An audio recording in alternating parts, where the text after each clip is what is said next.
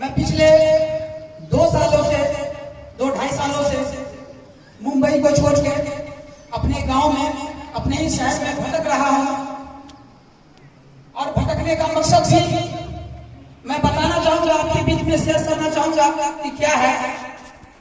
کافی عزیز اور کافی محبت کے ساتھ جو ہے تو ہم کو یہاں انوائٹ ملا ہے، دعوت ملا ہے، تو میں سوچا کہ دیر پہنچوں گا مگر پہنچوں گا انشاءاللہ ضرور۔ ہمارے مولانا، میں نام بار بار بھول جاتا ہوں کیونکہ نظام الدین صاحب کی محبت نے ہمیں یہاں تک لایا ہے۔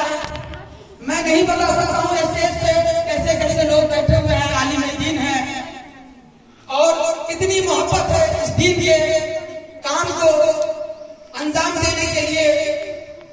میں 2 لفظوں میں بتانا چاہوں گا کہ کس کس کا نام لوں، کس کس کو چھوڑ دوں، جو جہاں پر ہے وہ آفتاب ہے۔ میں بتانا چاہوں گا اپنے بارے میں، باقی تعلیم کے بارے میں بہت سارے عالم دین بیٹھے ہوئے ہیں آپ کے سامنے، اور آپ کے گاؤں میں کافی دور دور سے آئے ہوئے ہیں۔ یہ دین کی محبت ہے، مومن کی پہچان ہے، یہ اسلام کی بنیاد ہے۔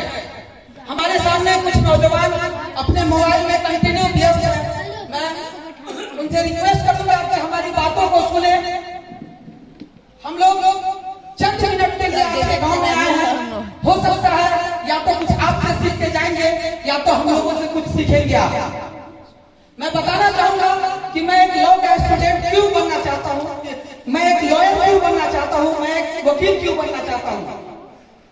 میری مقصد نہیں ہے کچہری میں بیٹھ کے وکالت کرنا، میری مقصد نہیں ہے کہ میں M L A M P بن کر کے میں لوک سبھا وِدھان سبھا میں چلا جاؤں آپ کے ووٹ کو لے کر کے۔ میری مقصد ہے، میں آنکھوں سے دیکھا ہوں مسلمان کے بستی میں آگ لگتے ہوا، شاید اگر آپ اس سمے دیکھے ہوئے تو میرے طرح ہی آپ کے قدم اٹھاتے۔ صرف اس لیے ہم لوگوں کو پریشان کیا جا رہا ہے کہ اپنے ہی ملک میں پریشان ہیں ہم، ظلم اتنا ہے کہ مسلمان ہیں ہم۔ اس کی کارن ہے کہ ہمارے اندر تعلیم نہیں ہے۔ جب تعلیم نہ ہوگی تو دنیا کے کسی بھی کونے میں عزت نہیں ملے گی۔ میری زندگی ایک جانور کے برابر ہی اس دنیا سے رخصت ہو جائے گی، جانور کے برابر۔ تعلیم دین کی بھی ہونی ضروری ہے، اور سب سے پہلے تعلیم، اگر ہم مسلمان ہیں تو دین کی تعلیم ہونی بہت ضروری ہے۔ اس کے بعد اگر ہندوستان میں رہنا ہے تو ہندوستان کے قانون کو سمجھنا ہوگا، ہندوستان کے سنویدھان کو سمجھنا ہوگا۔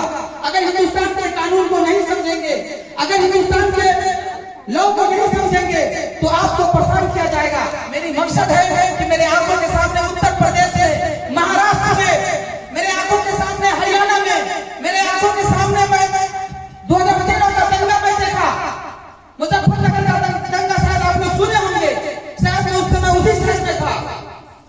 صرف اس لیے یہ سب معاملہ ہمارے آنکھوں کے سامنے گزرا کہ وہاں کے نوجوان سڑکوں پہ بھٹکتے ہیں، عیاشی میں اپنے آپ کو برباد کر چکے ہیں۔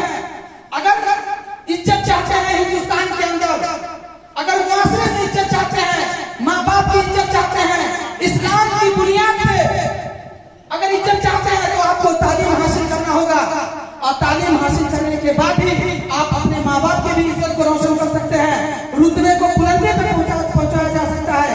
اگر آپ تعلیم حاصل نہیں کرتے ہیں تو ہر جگہ پریشان کیا جائے گا اور خود پریشان ہوں گے۔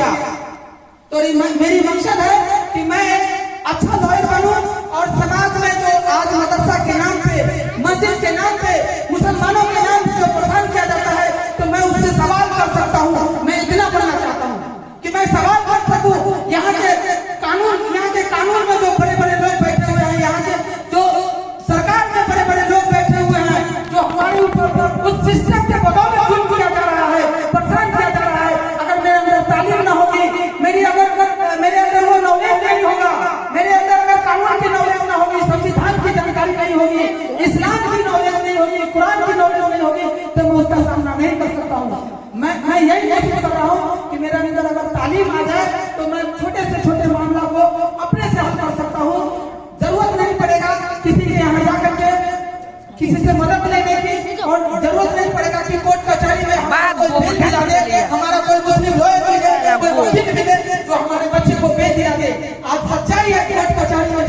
देखिए कितने परसेंट लोग हैं जो हमारे जिला के अंदर लॉयर है, वकील है, जो हमारे कौम के बच्चे को बेबिना सिर्फ कलमा की बुनियाद पे, मुसलमान होने की बुनियाद पे आज जेल के अंदर, सलाखों के अंदर 10-10 साल से पड़े हुए हैं। ऐसा कोई शख्स नहीं है जो उसको आग बाहर कराने के लिए खड़ा हो सके या हाथ उठा सके, क्योंकि हमारे पास लॉयर नहीं है, हमारे पास तालीम ही नहीं है तो हम लॉयर कैसे बने, हमारे अंदर तालीम ही नहीं है तो हम डॉक्टर कैसे बनेंगे।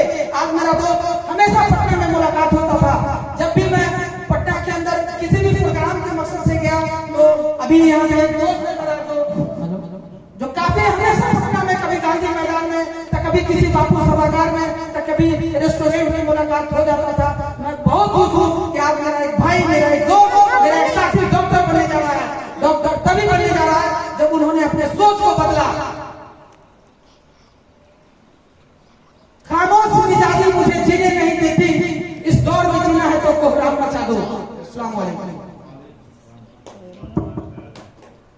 माशाअल्लाह, बहुत कम वक्त में बहुत बड़ी किताब किया, उन्होंने अपने पैगाम हमारे